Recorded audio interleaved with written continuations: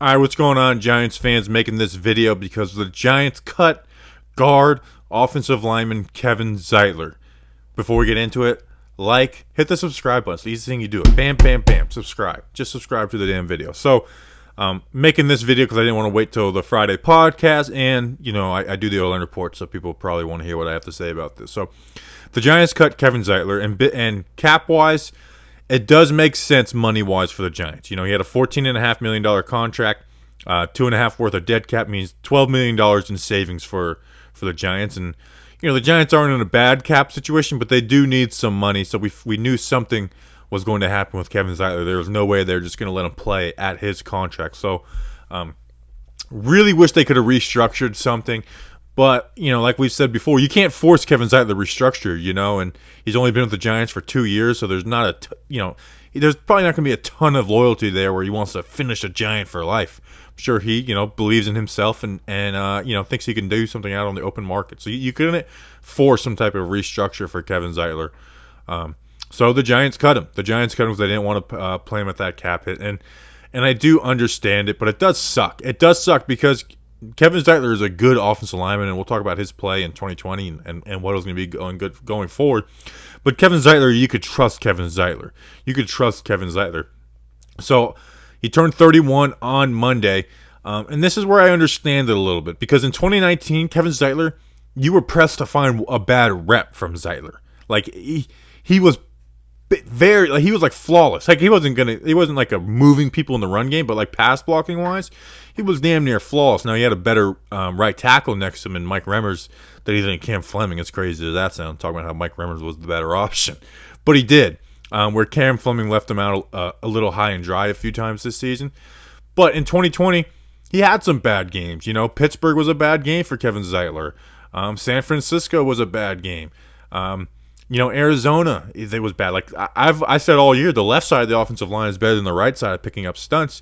And while, like I said, Cam Fleming didn't make that easier, some of that was on Zeitler. So I understand where the Giants are coming from a little bit because, he's on the wrong side of 30, and there's, who knows how it would have, went. And with that big contract hit, it would have been a big chance, and they kind of need that money.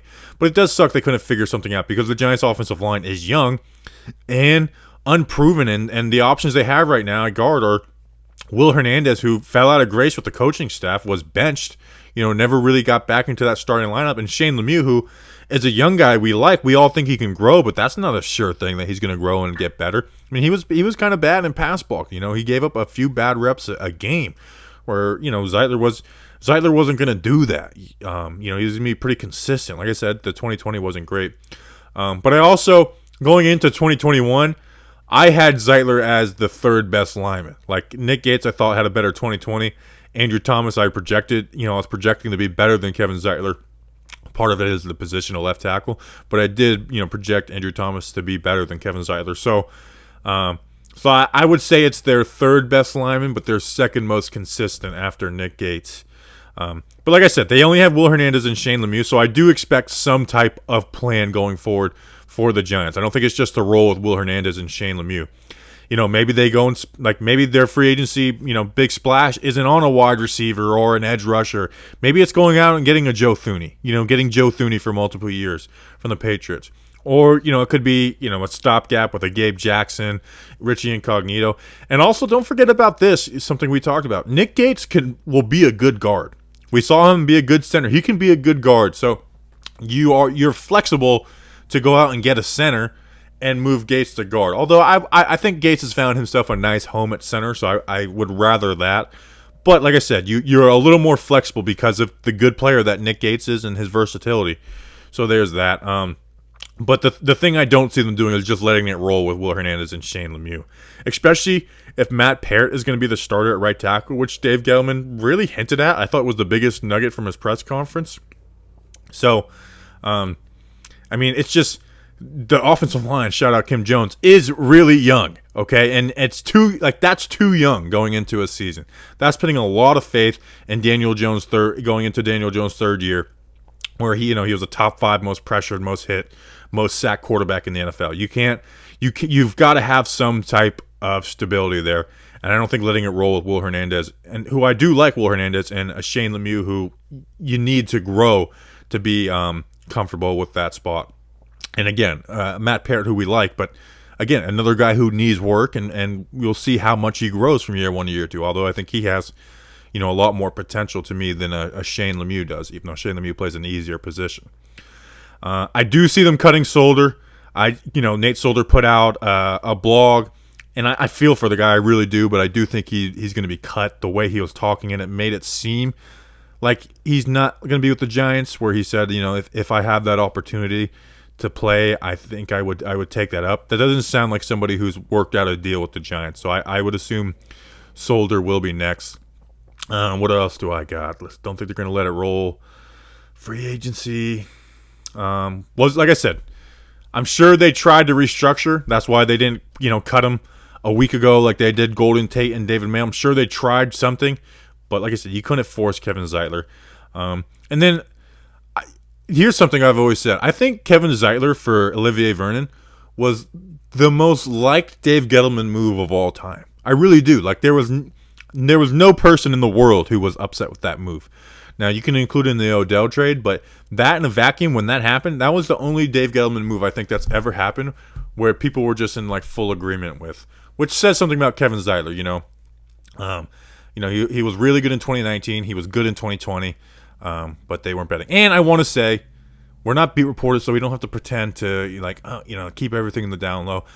Kevin and his wife Sarah were awesome to us. They were awesome to him. They bought our shirts. They supported us.